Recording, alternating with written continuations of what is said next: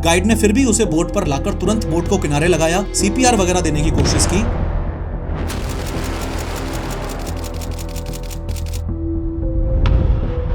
असली प्रॉब्लम यह है कि इंडिया में अम्यूजमेंट पार्क्स और गेम जोन्स के लिए कोई सेंट्रल सेफ्टी अथॉरिटी है ही नहीं। हर स्टेट अपने हिसाब से डिसाइड करता है और जब तक कोई बड़ा हादसा ना हो जाए तब तक कोई चेक भी नहीं करता। वो सीट से स्लिप हो गई और राइड से नीचे गिरकर उनकी मौत हो गई। ये गिरने की हाइट लगभग 20 फीट थी।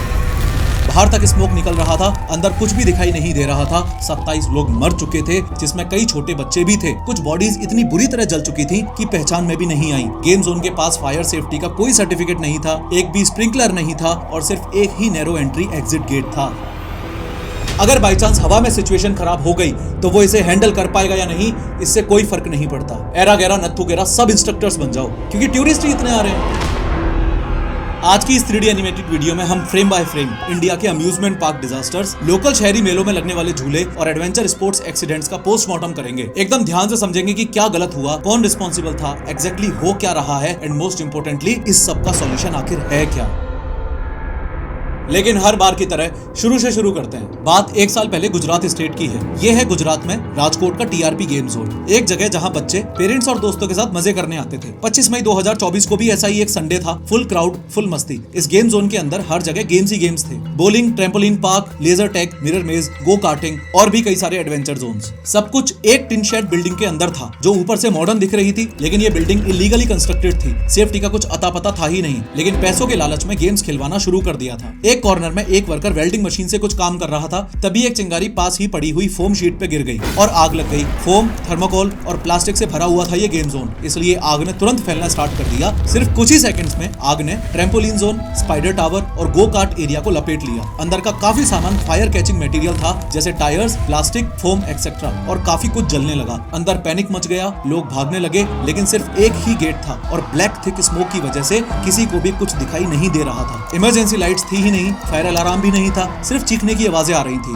जब तक फायर ब्रिगेड को कॉल गया तब तक 20-25 मिनट निकल चुके थे और जब वो फायर ब्रिगेड वाले आए तो उन्हें गेट ही तोड़ना पड़ा। बाहर तक स्मोक निकल रहा था, अंदर कुछ भी दिखाई नहीं दे रहा था। 27 लोग मर चुके थे, जिसमें कई छोटे बच्चे भी थे। कुछ बॉडीज इतनी बुरी तरह जल चुकी थी कि पहचान में भी नहीं आई। गेम जोन के पास फायर सेफ्टी का कोई सर्टिफिकेट नहीं था, एक भी स्प्रिंकलर नहीं था और सिर्फ एक ही नैरो एंट्री एग्जिट गेट था। असली प्रॉब्लम यह है कि इंडिया में अम्यूजमेंट पार्क्स और गेम जोन्स के लिए कोई सेंट्रल सेफ्टी अथॉरिटी है ही नहीं। हर स्टेट अपने हिसाब से डिसाइड करता है और जब तक कोई बड़ा हादसा ना हो जाए तब तक कोई चेक भी नहीं करता। इस केस में भी तो यही हुआ ना, बिल्डिंग में मेंटेनेंस चल ही रहा था, सेफ थी ही नहीं बिल्डिंग, लेकिन पैसे कमाने के लिए पहले ही ये अम्यूजमेंट पार्क ओपन कर दिया। सिर्फ लैक ऑफ प्रॉपर चेकिंग की वजह से एक चिंगारी ने 27 जिंदगियां ले ली। सिर्फ एक इसी कांड की बात नहीं है। 6 साल पहले 2019 में गुजरात में ही अहमदाबाद में एक केस हुआ था। यह है कांकरिया का अम्यूजमेंट पार्क, जहां 14 जुलाई 2019 को डिस्कवरी नाम की पेंडुलम राइड चल रही थी। बच्चे, दोस्त, कपल्स वगैरह सब फुल ऑन मजे कर रहे थे। ये राइड 32 सीट्स वाली थी। उस दिन 31 लोग बैठे हुए थे। स्विंग 20 फुट ऊपर जाता था, तभी अचानक शाफ्ट का पाइप जिसपे सीट्स लगी हुई थी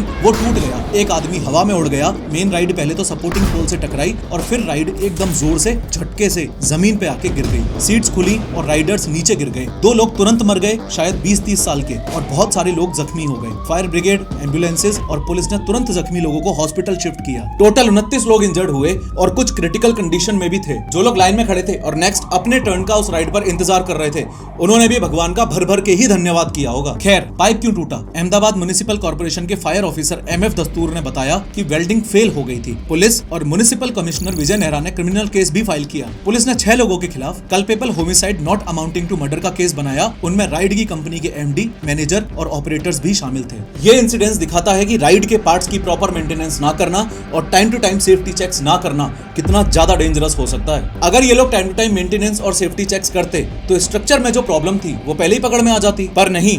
थोड़े से पैसे बचाने के चक्कर में बेचारे 2 लोगों ने अपनी जिंदगी गंवा दी। एक फॉल्टी पाइप ने 2 जिंदगियां और 29 इंजरीज कॉज की। पिछले दोनों ही केसों में आपने ये नोटिस किया होगा कि अगर कोऑर्डिनेशन बेहतर होता तो अकाउंटेबिलिटी भी होती और ये इंसिडेंट किसकी वजह से हुआ इस पे ब्लेम गेम भी नहीं चलता। Police, PW department, electrical department, municipal corporation वगैरह सब एक ही प्लेटफॉर्म पर या बेटर कोऑर्डिनेशन में फायर NOC एक्सेट्रा प्रोवाइड करने लगे तो इन चीजों पर चेक रखना आसान हो जाएगा। इसका एक बहुत बड़ा एग्जांपल है ओडू। लेकिन बिजनेसेस में दिक्कत यह है कि रियल वर्ल्ड बिजनेसेस में भी सब कुछ डिवाइडेड होता है। एचआर के लिए कोई दूसरा ऐप, अकाउंटिंग के लिए कोई तीसरा ऐप, सेल्स के लिए कोई चौथा ऐप, और एंड में सब कुछ मैस हो जाता है। और इस प्रॉब्लम को सॉल्व करता है उडू। बिजनेस कैसे मैनेज करना है, उडू सिर्फ यहीं लिमिटेड नहीं है। असली बिजनेस बनाना कैसे है, ये आप भी सीख सकते हो इंडिया के सबसे बड़े टेक एंड बिजनेस इवेंट में, क्योंकि 13 और 14 अगस्त को उडू ऑर्गेनाइज कर रहा है उडू कम्युनिटी डेज 2025 महात्मा मंदिर, गांधीनगर, गुजरात में। अगर आप अपने बिजनेस में स्ट्रगल कर रहे हो, बिजनेस स्टार्ट करना चाहते हो, या फिर किसी जॉब में हो, इस बात से कोई फर्क नहीं पड़ता कि आप किस फील्ड से हो।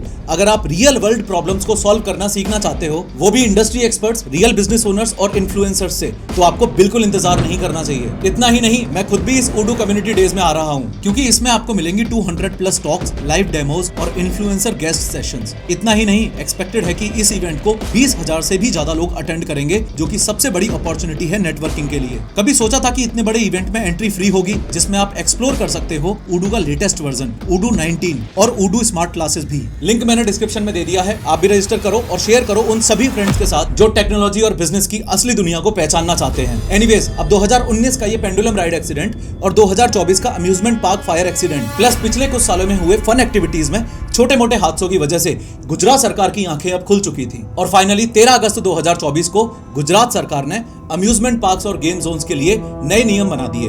काफी सही नियम थे, जैसे कि पूरे गुजरात स्टेट में मौजूद सभी पार्क्स, गेमिंग जोन्स और यहाँ तक कि टेम्परेरी राइड्स, जैसे कि जो सीजनल मेलों में लगती हैं, भले ही उनमें छोटी राइड्स हो तो भी इन सबको लाइसेंस लेना मैंडेटरी होगा। और लाइसेंस अप्रूवल अब सीधे पुलिस कमिश्नर या डिस्ट्रिक्ट कलेक्टर के पास जाएगा। ये लाइसेंस वाला नियम मैनुअली हैंड ऑपरेटेड राइड्स को छोड़ के सभी राइड्स पर अप्लाई किया गया है, जैसे कि पेंडुलम झूले, रोलर कोस्टर्स और स्पिनिंग राइड्स एक्सेट्रा। इंपॉर्टेंट बात यह भी है कि लाइसेंस पाने के लिए फायर सेफ्टी को ध्यान में रखते हुए फायर डिपार्टमेंट का एनओसी लेना पड़ेगा। बिल्डिंग स्ट्रॉन्ग है या नहीं, इस चीज के लिए स्ट्रक्चरल स्टेबिलिटी चेक करवाना पड़ेगा और बाकी सारे नो ऑब्जेक्शन सर्टिफिकेट्स यानी कि एनओसीज भी लेने पड़ेंगे, जैसे कि health and sanitation, electrical and mechanical NOCs, safety wise, तब जाके ही लाइसेंस मिल पाएगा। एक काफी अच्छा रूल ये भी बनाया गया कि राइड इंस्टॉल करने से पहले एक चार्टर्ड इंजीनियर उस राइड की डिजाइन और सेफ्टी को सर्टिफाई करेगा। और जरूरी बात यह भी तय की कि स्टेट लेवल गवर्नमेंट इंजीनियर, कम से कम डिप्टी एग्जीक्यूटिव इंजीनियर भी उस सर्टिफिकेट को रिव्यू करेगा। उसके अलावा क्वार्टरली इंस्पेक्शन भी मैंडेटरी किया गया। इंस्पेक्शन स्टेट इंजीनियर करेगा,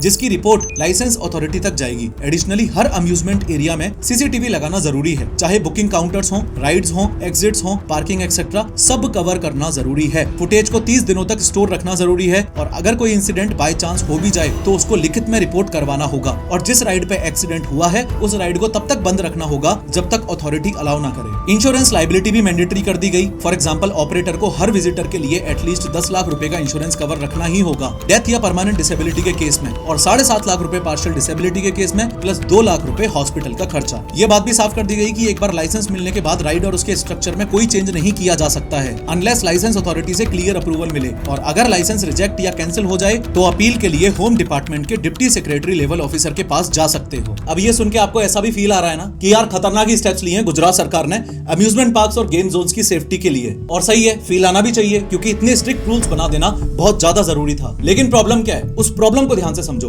गुजरात में ये मेजर हादसे हुए अम्यूजमेंट पार्क्स और राइड्स वगैरह को लेके, तो चलो सरकार ने नियम बना दिए, लेकिन बाकी स्टेट्स का क्या? दिक्कत ये भी तो है सबसे बड़ी कि ये सारे के सारे नियम जो गुजरात सरकार ने अपने खुद के स्टेट के लिए बनाए हैं, ये सारे नियम एक सेंट्रल अथॉरिटी द्वारा पूरे देश के लिए बनने चाहिए थे। सोच के देखो, सिर्फ गुजरात में ही झूले, मेले, amusement parks, game zones, ride वगैरह हैं क्या? नहीं ना, ये सब तो पूरे देश में है। तो पूरे देश में ऐसे नियम क्यों नहीं लागू होने चाहिए? गुजरात के अलावा अदर स्टेट्स और यूनियन टेरिटरीज के लोगों की जिंदगी की वैल्यू नहीं है क्या? अब क्या बाकी स्टेट्स भी गुजरात की तरह इंतजार करें कि भाई हमारे यहाँ भी कोई बड़ा हादसा होगा तब हम सोचेंगे कोई अच्छा सा नियम बनाएंगे? और एक्सीडेंट्स होते भी तो हैं। अदर स्टेट्स में भी कंटिन्यूअसली एडवेंचर स्पोर्ट्स में एक्सीडेंटल डेथ्स हो रही हैं। जैसे अभी 6 महीने पहले की ही तो बात है, गोवा के नॉर्थ एरिया में एक केरी विलेज है, इधर ही एक हाइटेड पॉइंट पे शाम 5 बजे 18 जनवरी 2025 को फुल लॉन पैराग्लाइडिंग का माहौल बना हुआ था। पुणे से आई हुई एक टूरिस्ट शिवानी डबले, जो कि 27 साल की थी, वो पैराग्लाइडिंग करने के लिए तैयार है और उनके पीछे है सुमल नेपाली, एक 26 साल का नेपाली पैराग्लाइडिंग इंस्ट्रक्टर। ये पैराग्लाइडिंग सेशन एक एडवेंचर कंपनी ऑपरेट कर रही थी, जो कि पुलिस की रिपोर्ट के हिसाब से एक इलीगल एडवेंचर कंपनी थी। इंस्ट्रक्टर और शिवानी दोनों पैराग्लाइडिंग के लिए टेक ऑफ तो कर लेते हैं, लेकिन टेक ऑफ के बाद ही इंस्ट्रक्टर और शिवानी एक रवीन की तरफ गिर गए। क्लिफ से हार्डली कुछ डिस्टेंस ही निकल पाए थे ये लोग कि अचानक पैराग्लाइडिंग फेल हो गई और नीचे गिर के ऐसा भयावह क्रैश हुआ कि भले ही दोनों को क्रैश के बाद हॉस्पिटल ले जाने की कोशिश की गई, लेकिन इंपैक्ट इतना ज्यादा था कि on the spot he death हो चुकी थी। Following this sad accident, company owner Shekhar Raizada के खिलाफ भारतीय न्याय संहिता के सेक्शंस के अंडर केस फाइल हुआ और एंडेंजरिंग ह्यूमन लाइफ का चार्ज लगा। गया। 100 बात की एक बात यह है कि पुलिस रिपोर्ट्स के अकॉर्डिंग ये पैराग्लाइडिंग कंपनी इलीगल थी। सेफ्टी चेक्स नहीं थे, प्रॉपर गियर्स नहीं थे, ट्रेंड स्टाफ नहीं था और ऑपरेशनल लाइसेंसेस भी नहीं थे। अगर इन सारी चीजों का ध्यान रखा गया होता, एडवेंचर स्पोर्ट्स के नाम पर कोई भी फर्जी आदमी आके अपनी कंपनी नहीं चला रहा होता, तो शिवानी आज जिंदा होती। एक और अम्यूजमेंट पार्क का दर्दनाक हादसा भी कुछ महीने पहले ही दिल्ली में हुआ था। दिल्ली के कापसहेड़ा एरिया में एक अम्यूजमेंट पार्क है जिसका नाम है fun and food water and amusement park. 3 अप्रैल 2025 को 24 साल की प्रियंका रावत अपने फियांसे निखिल के साथ वहां घूमने गई थी। प्रियंका एक प्राइवेट इंश्योरेंस कंपनी में काम करती थी और वो चाणक्यपुरी एरिया में रहती थी। दोनों एंगेज्ड थे और उनकी शादी कुछ महीनों बाद ही होने वाली थी। शाम के लगभग 6:15 बजे प्रियंका एक राइड में बैठी जिसका नाम था टॉप स्पिन। ये राइड ऐसी होती है जिसमें लोग एक फ्रेम में स्ट्रेप्ड होते हैं और वो फ्रेम हवा में घूमता है, ऊपर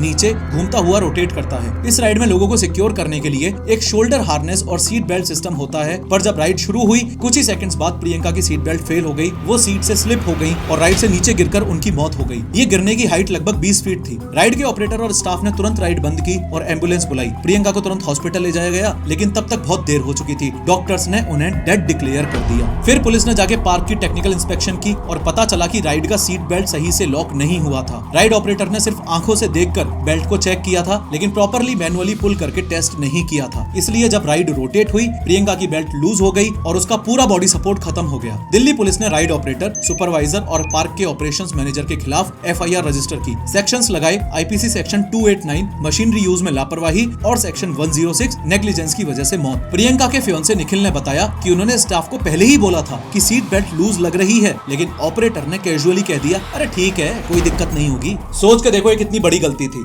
एक आदमी जो अपनी लाइफ एंजॉय करने और मेमोरीज क्रिएट करने के लिए अपनी फियांसे के साथ आया था, वो यहाँ से क्या लेकर गया होगा। ये पूरा इंसिडेंट हमें यही सिखाता है कि राइड ऑपरेटर्स प्रॉपर्ली ट्रेंड होने चाहिए। बेल्ट या हार्नेसेस सिर्फ आंखों से देखकर नहीं, हाथ से प्रॉपर्ली चेक करने चाहिए। हर राइड का रेगुलर मेंटेनेंस और मैकेनिकल चेकअप होना चाहिए, वरना एक छोटी सी गलती किसी की जान तक ले सकती है। कभी कभी ये एक्सीडेंटल डेथ्स ऑपरेटर्स के लालच और पैसे बचाने वाले माइंडसेट की वजह से होती हैं। इसका एक बहुत बड़ा एग्जांपल है ऋषिकेश और बाकी जगहों पर होने वाली व्हाइट वाटर रिवर राफ्टिंग। सही मायनों में देखा जाए तो बरसात के टाइम पर यानी कि जुलाई से मिड सितंबर के बीच रिवर राफ्टिंग नहीं होनी चाहिए, क्योंकि गंगा नदी के पानी का लेवल काफी ज्यादा बढ़ जाता है और मोस्टली इस दौरान राफ्टिंग बंद भी रहती है। लेकिन बरसात कोई एग्जैक्ट डेट्स और शेड्यूल देखकर थोड़ी ना आती है हमेशा। कई बार ऐसा भी होता है जब बारिश जल्दी शुरू हो जाए या देर तक चले, और टेक्निकली देखा जाए तो इस दौरान भी राफ्टिंग बंद रहनी चाहिए। लेकिन ये बात भी एकदम सच है कि हाई रिस्क पीरियड में भी ऋषिकेश में राफ्टिंग वाले लोगों को व्हाइट वाटर रिवर राफ्टिंग करवाते हैं। ऋषिकेश में व्हाइट वाटर रिवर राफ्टिंग काफी थ्रिलिंग और one of the best adventure sports मानी जाती है। फिलहाल जो इसकी कंडीशन है वो इतनी ज्यादा खराब है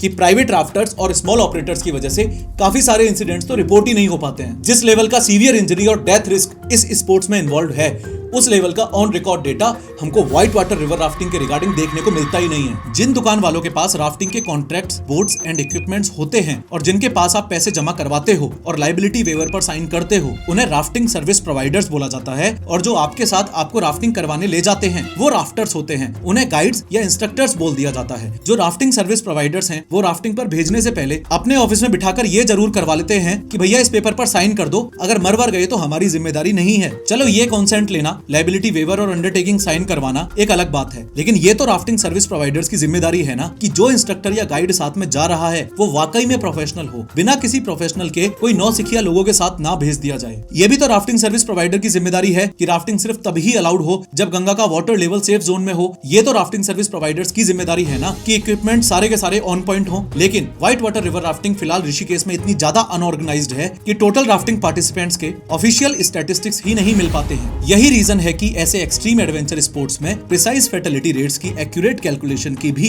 कोई उम्मीद नहीं की जा सकती। यूं तो व्हाइट वाटर रिवर राफ्टिंग के डेथ्स के ऑन रिकॉर्ड बहुत सारे केसेस हैं, लेकिन एक लेटेस्ट हादसा अभी इसी साल अप्रैल में हुआ था। 16 अप्रैल की बात है। 5 दोस्त राफ्टिंग करने गए हुए थे, जिसमें एक देहरादून का लड़का भी शामिल था जिसका नाम था सागर नेगी। इनकी राफ्टिंग ट्रिप स्टार्ट हुई थी शिवपुरी से और सब कुछ ठीक चल रहा था, लेकिन जब ये लोग गरुड़ चट्टी के पास पहुंचे, वहाँ नदी का फ्लो बहुत फास्ट था, एक तरह से रैपिड ही मान लो, और वहीं पर उनका राफ्ट यानी वो बड़ा सा इन्फ्लेटेबल बोट पलट गया। बोट पलटते ही सभी लोग पानी में गिर गए। इंस्ट्रक्टर ने एक एक करके सबको वापस ऊपर खींचना शुरू कर दिया। रिवर का करंट बहुत स्ट्रॉन्ग था, इसलिए ये एक डरावना मूवमेंट बन चुका था। राफ्टिंग गाइड ने एक एक करके 5 लोगों को वापस राफ्ट पर खींच लिया, लेकिन सागर के साथ प्रॉब्लम हो गई। वो पानी में बेहोश सा हो गया। अगर आप एक्टिवली वापस बोट पर आने के लिए कोऑपरेट ना करो तो आपको वापस बोट पर लेने में बहुत दिक्कत होती है, और इतने ज्यादा वाटर करंट में तो वो नेक्स्ट टू इम्पॉसिबल सा हो जाता है। गाइड ने फिर भी उसे बोट पर लाकर तुरंत बोट को किनारे लगाया, CPR वगैरह देने की कोशिश की, फटाफट हॉस्पिटल लेकर भागे, लेकिन हॉस्पिटल पहुंचने पर डॉक्टर्स ने कहा कि सागर की तो ऑलरेडी डेथ हो चुकी है। इस बात को यहीं अच्छे से समझ लो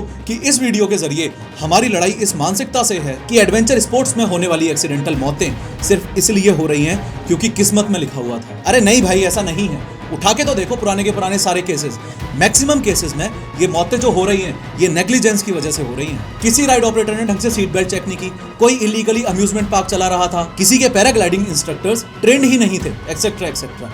अरे भाई, बहुत बड़ी बात होती है जब कोई इंसान किसी अपने को खोता है, तो वो भी ऐसे तुच्छ रीजन की वजह से कि सामने वाले झूले वाले बंदे ने अपने झूले के नट बोल्ट ही चेक नहीं किए थे। अरे भाई, कस्टमर की जिम्मेदारी थोड़ी ना है कि झूले पे बैठने से पहले तेरे झूले के नट बोल्ट चेक करेगा, ये झूले वाले की जिम्मेदारी है। और बहुत बड़ी बेवकूफी है झूले पे बैठने से पहले अपने मन में ये मान लेना कि अरे अभी अभी इतने लोग तो बैठ के गए हैं, सेफ ही होगा, झूले वाले ने सब कुछ चेक कर ही रखा होगा।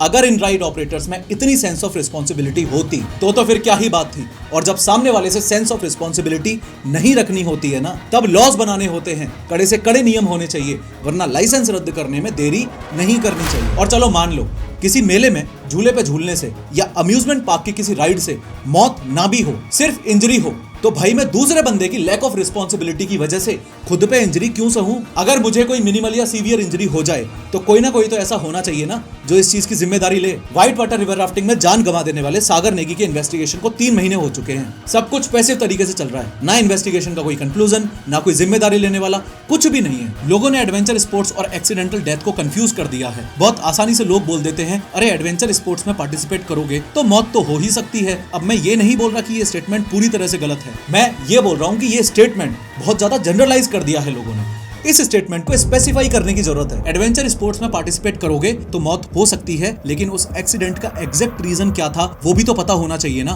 मैं मानता हूं कि कई बार लोगों की अपनी गलती भी होती है। फॉर एग्जांपल इस कोलंबस झूले में आप देख पा रहे हो कि कैसे छपरी पना करते हुए ये लड़के खड़े होकर मटर गश्ती कर रहे हैं, और ये सब करके ये सिर्फ खुद को रिस्क में नहीं डाल रहे, बल्कि पीछे की तरफ जो लोग प्रॉपरली बैठ के राइड का मजा ले रहे हैं उन्हें भी रिस्क में डाल रहे हैं। उसके अलावा कई केसेस हार्ट अटैक वगैरह के भी देखने को मिलते हैं। बहुत लोग ऐसे होते हैं जिन्हें मोशन सिकनेस की प्रॉब्लम होती है या फिर एक्रोफोबिया यानी कि हाइट से डर लगता है। तो ऐसे केसेस में आप किसी को अपनी बहादुरी साबित करने के लिए जबरदस्ती एडवेंचर स्पोर्ट्स में पार्टिसिपेट करते हो, और अगर आपको कुछ हो जाता है तो ये आपकी जिम्मेदारी थी, राइड ऑपरेटर की नहीं। सिमिलरली कई केसेस ऐसे भी हैं जहां लोग कंपैरेटिवली अनफिट होते हैं किसी एक स्पोर्ट के लिए, लेकिन फिर भी जबरदस्ती उसमें पार्टिसिपेट करते हैं। जैसे पैराग्लाइडिंग करते वक्त मान लो आप प्रॉपर रनिंग करके टेक ऑफ ही ना कर पाओ और डर या अनफिट होने की वजह से टेक ऑफ से पहले ही जमीन पर गिर पड़ो, तो ये इंस्ट्रक्टर की गलती थोड़ी ना है, ये तो आपकी गलती है। लेकिन जो ये स्टेटमेंट है एडवेंचर स्पोर्ट्स में पार्टिसिपेट करोगे तो मौत तो हो ही सकती है, इस स्टेटमेंट का एक दूसरा और बड़ा स्पेसिफिक एंगल ये भी तो हुआ ना कि लोग बिना लाइसेंस, बिना ट्रेनिंग, बिना प्रॉपर इक्विपमेंट्स के सिर्फ पैसा कमाने के मकसद से कस्टमर्स की जान पर खेलकर एडवेंचर एक्टिविटीज करवा रहे हैं। उसको कौन मॉनिटर करेगा? ऊपर से एडवेंचर स्पोर्ट्स का मार्केट इंडिया में बढ़ता हुआ मार्केट है, घटता हुआ मार्केट नहीं है। कोरोना के बाद सच में लोगों को जान की ज्यादा वैल्यू पता चली है, और योलो यानी कि यू ओनली लिव वंस के कॉन्सेप्ट को ध्यान में रखते हुए लोग ट्रैवलिंग, एडवेंचर स्पोर्ट्स वगैरह में ज्यादा रुचि दिखा रहे हैं। तो सोच के देखो कि एक ऐसा मार्केट जो अभी इंडिया में और ज्यादा ग्रो करेगा, उसे कंप्लीटली मॉनिटर करने के लिए उसे स्टेट लिस्ट से हटाकर यूनियन लिस्ट में डालना चाहिए कि नहीं,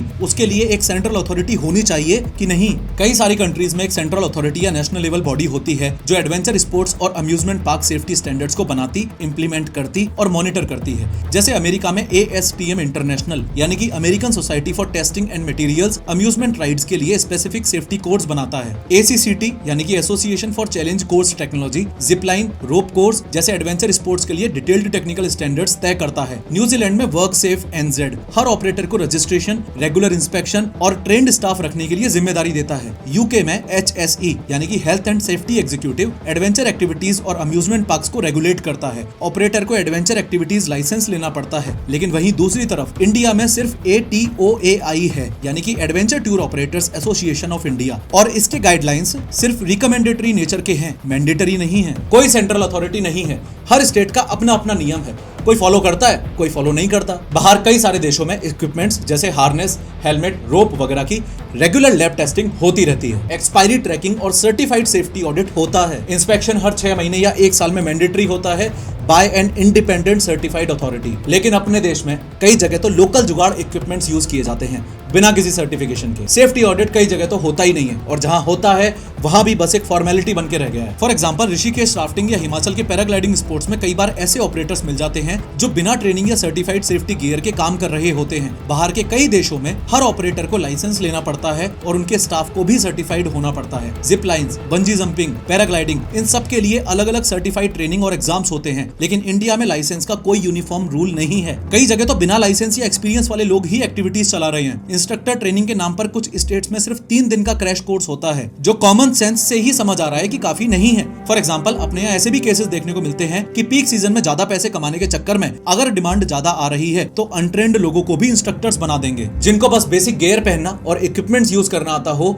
वो सर्टिफाइड है या नहीं, इस बात से कोई फर्क नहीं पड़ता। अगर बाई चांस हवा में सिचुएशन खराब हो गई तो वो इसे हैंडल कर पाएगा या नहीं, इससे कोई फर्क नहीं पड़ता। एरा गैरा नत्थु गैरा सब इंस्ट्रक्टर्स बन जाओ, क्योंकि टूरिस्ट ही इतने आ रहे हैं। बाहर कई देशों में हर नियर मिस या एक्सीडेंट को डॉक्यूमेंट करना मैंडेटरी होता है, ताकि बाद में सेंट्रल बॉडी इस चीज को इन्वेस्टिगेट कर सके और अगर कहीं गलती मिले तो या तो फाइन लगाया जा सके या लाइसेंस कैंसिल किया जा सके। लेकिन अपने देश में एक्सीडेंट के बाद ना तो कोई डेटा कलेक्ट होता है, ना ही कोई प्रॉपर इन्वेस्टिगेशन होता है। ऑपरेटर इजीली बच जाता है और डिसीज्ड की फैमिली को अगर कंपनसेशन मिल जाए तो बहुत ही बड़ी बात समझना। एंड मोस्ट इंपोर्टेंटली, क्या ये अपने आप में एक बड़ी विचित्र बात नहीं है कि अगर मैं न्यूजीलैंड की किसी राइड पर एडवेंचर करूंगा तो मुझे बाय डिफॉल्ट कंपैरेटिवली ज्यादा सेफ फील होगा, लेकिन अगर मैं वही एडवेंचर इंडिया में करूं तो, और ये बात तो क्वाइट ऑब्वियस है कि कोई न्यूजीलैंड वाला बंदा अगर अपने देश में आकर वही सेम एडवेंचर राइड यूज करेगा तो खड़खड़ खड़खड़ की आवाजें सुनकर पहले ही मौत दिखने लगेगी और एक्सट्रीमली अनसेफ फील करने लगेगा। देखो, 100 बात की एक बात यह है कि राइड ऑपरेटर्स खुद तो राइड में बैठते हैं नहीं, तो वो तो टोटली सेफ हैं। अब रैंडमली आप उनसे उम्मीद कर लो कि वो आपकी जिंदगी या आपकी सेफ्टी को फर्स्ट प्रेफरेंस पे रखेंगे और खुद की राइड की मेंटेनेंस के खर्चे को सेकंड प्रेफरेंस पे रखेंगे, तो आप एकदम गलत हो। इसलिए कोई सेंट्रल अथॉरिटी, कोई नेशनल लेवल बॉडी या मैंडेटरी लॉज तो चाहिए ही चाहिए, इस बात में कोई दो राय नहीं है। अगर सेंट्रल अथॉरिटी बनेगी, मैंडेटरी लॉज बनेंगे, तो नेशनल डेटाबेस भी बिल्ड होगा। इंडिया में अभी ऐसा कोई भी सेंट्रलाइज सिस्टम नहीं है जो ये बता सके कि एडवेंचर स्पोर्ट्स वगैरह में कितने लोग मर रहे हैं, कितने लोग इंजर्ड हो रहे हैं, कहां मिसहैपनिंग्स हो रही हैं, कोई डेटा नहीं है। जब तक एक सेंट्रल अथॉरिटी नहीं होगी, हम पैटर्न्स ही आइडेंटिफाई नहीं कर पाएंगे, और पैटर्न्स ही आइडेंटिफाई नहीं कर पाएंगे तो सुधार क्या खाक करेंगे। अकाउंटेबिलिटी यानी कि जिम्मेदारी लेने वाला जुमला जो अभी चल रहा है ना, वो भी सेंट्रल अथॉरिटी के होने से काफी कम हो जाएगा। एक्सीडेंट के बाद विक्टिम के परिवार के पास किसी को लीगली अकाउंटेबल ठहराने का सिस्टम होता ही नहीं है। सेंट्रल अथॉरिटी होगी तो पता चलेगा कि किस ऑपरेटर के लाइसेंस कैंसिल करने हैं, किस पर फाइन लगाना है और किस केस में क्रिमिनल नेग्लिजेंस था। इंडिया में एडवेंचर स्पोर्ट्स को लेकर ठोस कानून बनने से वेवर फॉर्म्स का मिसयूज भी बंद होगा। याद है ना, थोड़ी देर पहले मैंने आपको व्हाइट वाटर रिवर राफ्टिंग से पहले जिन फॉर्म्स पर साइन करवाया जाता है उनके बारे में बताया था। तो मैक्सिमम एडवेंचर स्पोर्ट्स एक्टिविटीज शुरू होने से पहले लोगों से लायबिलिटी वेवर फॉर्म साइन करवाए जाते हैं, जिसमें लिखा होता है कि डेथ या इंजरी के लिए हम जिम्मेदार नहीं हैं। लेकिन ये फॉर्म्स लीगली एनफोर्सिएबल हैं या नहीं, इस पर कोई क्लियर नेशनल गाइडलाइन है ही नहीं। और central body can regulate and standardize such documents. अगर सेंट्रल अथॉरिटी होगी तो ये लॉज भी मैंडेटरी किए जा सकते हैं कि जहां पर भी अम्यूजमेंट पार्क्स हों, वहां डॉक्टर्स, नर्सेज और एक एम्बुलेंस स्टैंड बाय पर मौजूद होना जरूरी है। कितने सारे एक्सीडेंटल केसेस में लोगों ने जान सिर्फ इसलिए गंवाई है क्योंकि टाइम पर मदद ही नहीं मिल सकी। कहीं पर एक्सीडेंट होने पर एम्बुलेंस नहीं मिलती, कहीं ट्रेंड पैरामेडिक्स नहीं होते। सेंट्रल अथॉरिटी के होने से SOPs यानी स्टैंडर्ड ऑपरेटिंग प्रोसीजर्स तैयार किए जा सकते हैं for emergencies across the India. Already maximum adventure sports remote areas में ही होते हैं, तो सोचो अगर ये एम्बुलेंस वाला लॉ इंप्लीमेंट हो जाए तो सेफ्टी स्टैंडर्ड्स कितने रेज हो सकते हैं। एक्सीडेंट के बाद विक्टिम के परिवार को इंश्योरेंस क्लेम या कंपनसेशन मिलता है या नहीं, ये पूरा सिस्टम ही अधूरा है। सेंट्रल बॉडी के होने से मैंडेटरी इंश्योरेंस क्लेम्स और मिनिमम कंपनसेशन अमाउंट्स फिक्स हो सकते हैं। देखो, बहुत बड़ी बात है कि ऑलरेडी इंडिया को जियोग्राफिक एडवांटेज भी नेचुरली मिला हुआ है। कोल्ड और हॉट डेजर्ट्स, हिमालयाज का 70% हिस्सा इंडिया में है और ऊपर से 7500 किलोमीटर से भी ज्यादा लंबी कोस्ट लाइन। इन सब एडवांटेजेस के चलते इंडिया बहुत सारी एडवेंचर एक्टिविटीज होस्ट कर पाता है, चाहे वो अंडमान की स्क्यूबा डाइविंग हो या हिमाचल का Bir Billing paragliding world cup हो या ऋषिकेश की व्हाइट वाटर रिवर राफ्टिंग। दिक्कत यह है कि आज भी काफी सारे फॉरेन टूरिस्ट इंडिया आने से डरते हैं because of lack of safety assurance. एक strong national regulator adventure sports को सेफ, रेगुलेटेड और इंटरनेशनल क्रेडिबली बना के टूरिज्म रेवेन्यू भी बढ़ा सकता है। ओवरऑल इस वीडियो के थ्रू इंडिया में एडवेंचर स्पोर्ट्स एक्टिविटीज के लिए हम DGCA जैसी एक सेंट्रल अथॉरिटी की डिमांड कर रहे हैं। DGCA का फुल फॉर्म है Directorate General of Civil Aviation. यह इंडिया की एक सरकारी बॉडी है जो हर तरह के सिविल एविएशन यानी कि हवाई सफर से जुड़ी चीजों को मॉनिटर करती है, जैसे कि फ्लाइट सेफ्टी, पायलट को लाइसेंस देना, एयरलाइंस का इंस्पेक्शन करना और नए एयरक्राफ्ट्स को अप्रूव अप्रूवल देना। अगर किसी फ्लाइट में कोई टेक्निकल प्रॉब्लम हो या कोई बड़ा एयर एक्सीडेंट हो जाए तो DGCA ही उसकी इन्वेस्टिगेशन करता है। सिंपल शब्दों में कहें तो DGCA वही बॉडी है जो ये मेक श्योर करती है कि हमारी फ्लाइट सेफ हो, पायलट्स प्रॉपर्ली ट्रेंड हो और कोई भी एयरलाइन लॉ के अगेंस्ट काम ना करे। लिंक मैंने डिस्क्रिप्शन में दे दिया है, आप भी रजिस्टर करो और शेयर करो उन सभी फ्रेंड्स के साथ जो टेक्नोलॉजी और बिजनेस की असली दुनिया को पहचानना चाहते हैं। खैर, इस वीडियो पे क्लिक करके 3D एनिमेशन की मदद से समझो कि काला पानी जेल में लोगों के साथ में क्या क्या अत्याचार होते थे।